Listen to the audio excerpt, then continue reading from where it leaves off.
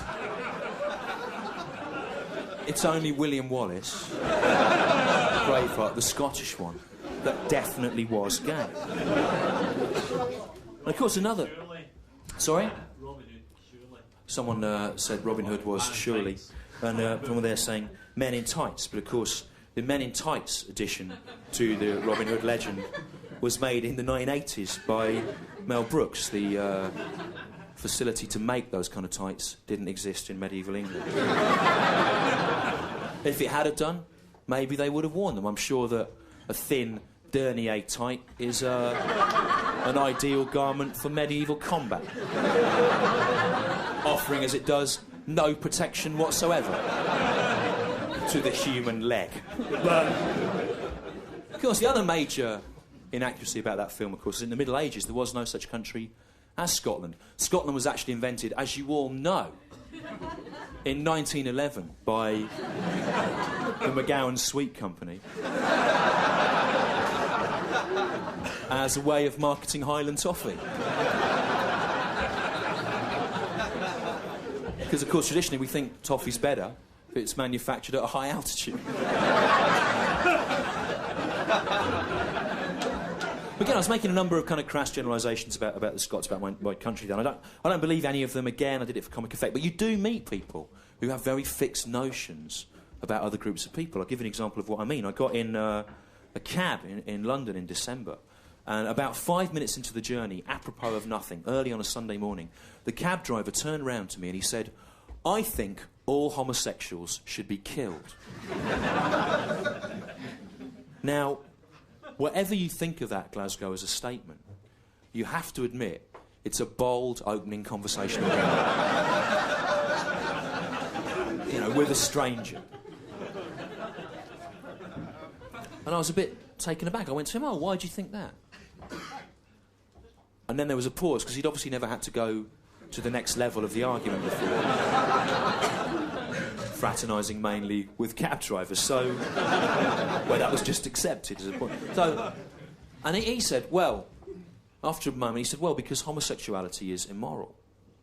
And I said, this is honestly true, I said, I'm not sure how much weight you can afford to place on the notion of morality in this argument, because morality is not a fixed thing. It changes its parameters culturally, historically, over time. I said, for example, look at ancient Greece. To this day, we still take most of our most fundamental principles about ethics, aesthetics, philosophy, medicine, science, whatever, from ancient Greece. And yet, I said, in ancient Greece, love between two men, far from being immoral, was actually considered the highest, most ethical, most profound, if you will, most moral form of love that there could be. So all I'm saying, I said to him, is I'm not sure how useful morality is, given its flexible nature, as a cornerstone of your argument on this subject. And then he said to me, this is honestly true, he said, well, you can prove anything with facts, can't you?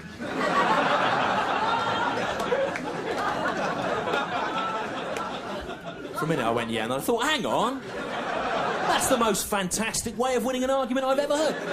I'm not interested in facts. I find they tend to cloud my judgment.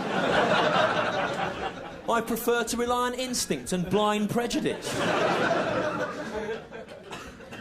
And I came of age, for want of a better phrase, in the 1980s, when we had political correctness, and people look back at that and they go, political correctness was shit, wasn't it, being fair to people? And I think maybe it was good, because people wouldn't have said that, and you wouldn't have had happen what happened in May last year, right, if you remember.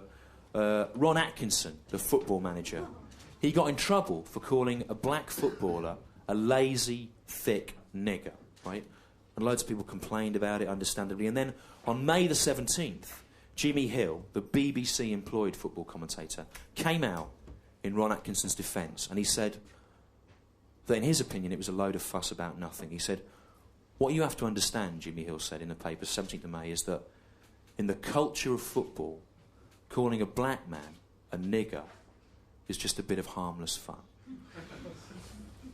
And I thought, call me old-fashioned. I mean, I know the culture of football has a very broad definition of harmless fun. Broad enough to include carrying out a racial assault and still getting in the England team, gang raping a teenage girl in a London hotel room, and yet perversely allowing Jimmy Hill to carry on living. But surely that can't be the case. But Jimmy Hill went on to qualify his statement. He said that in his opinion, calling a black man a nigger was no more offensive than calling him, Jimmy Hill, chinny, because he had a big chin. And again, I read that and I thought, call me a square from the past. But surely the word nigger is more offensive than the word chinny.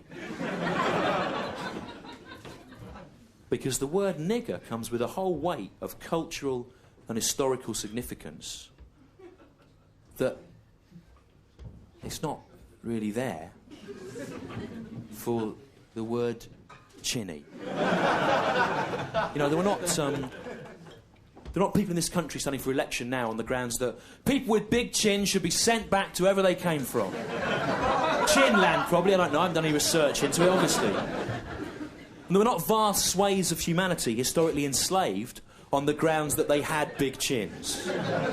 If there had been, all popular culture as we know it would be entirely different. There would not be a blues root underpinning all the late 20th century popular music that you love if the Mississippi Delta had been populated exclusively by disenfranchised ex-slaves with big chins.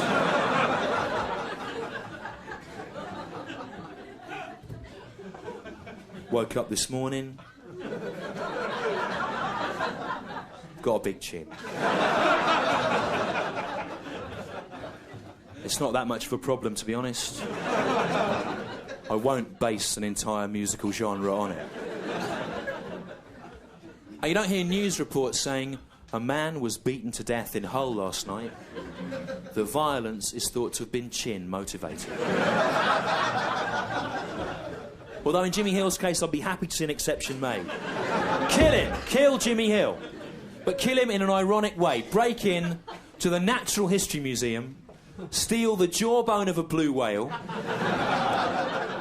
the largest chin currently known to science, and beat Jimmy Hill to death with it. In an example of what sociologists are already calling chin-on-chin violence. But we shouldn't be surprised, Glasgow, to find out that Jimmy Hill is evil and mad, right? Because all people that are involved in the business of football or play football or go and support it or watch it on television or even know anything about it are filthy reactionary scum, right?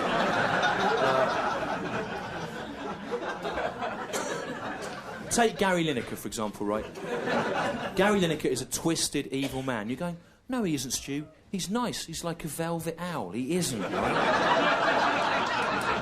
Gary Lineker is evil. Gary Lineker chooses to advertise crisps, right?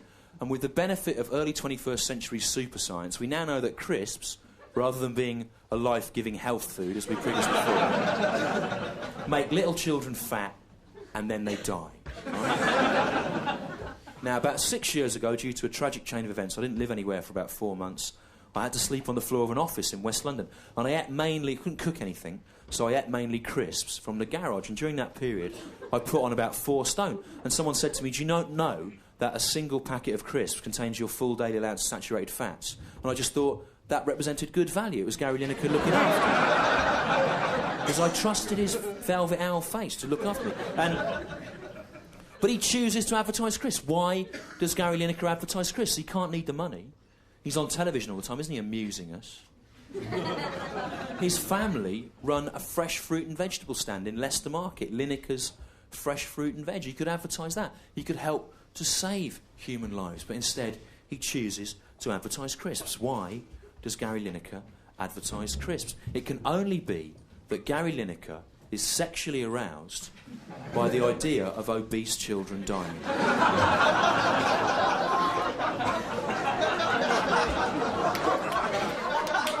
Now, there's one person clapping over there. Of course, remember, for a comedian, the only thing worse than no one clapping is the sound of one person clapping. Because it suggests you're out on a kind of a limb.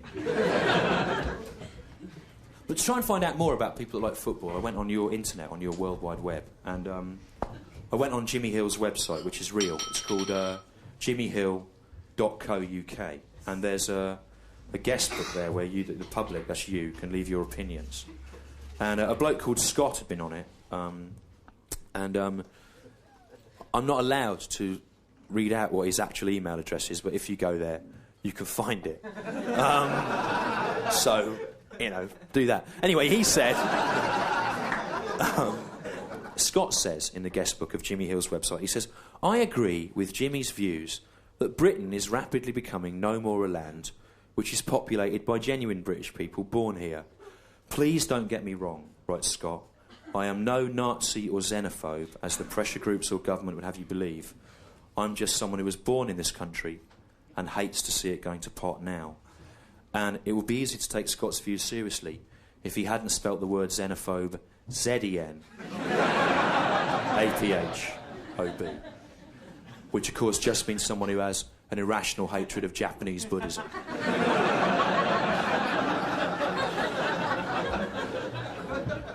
But it is easy, Glasgow, right, in the current climate of paranoia, to make a kind of race-based error, right? I've done it myself. I'll tell you how it happened. I haven't been doing this for a few years, and one of the jobs I've been doing is working as a kind of arts journalist, writing about stuff. And last year, I was really excited because I got to interview Ang Lee, the Taiwanese film director, about the Incredible Hulk film that he directed. And I was really excited because I've read the Incredible Hulk comics since I was about 6 years old, and I still read them now. And I will take, to prove that, I will take any question on the Hulk from you now. Prove that. Any question? What colour is he? Have you asked me that because you know there's a more complicated answer than you... No. OK, well... Bad luck, because he was... You'd want me to say he was green, and everyone would go, aha, that's funny. But actually, for the first 6 issues of Astounding Stories in 1960, there was a man nodding there with a T-shirt saying, kill everyone now on it. Kind of person who knows these facts. For the first 6 issues, he was, of course, grey, of course. But because of the dot printing thing, the colours all used to run together, so it came out a blur. So they made him green after the 6th issue, and he's been green twice since then. Once in a 6-issue miniseries written by Jeff Loeb and Tim Sale called Hulk Grey. He's grey in that.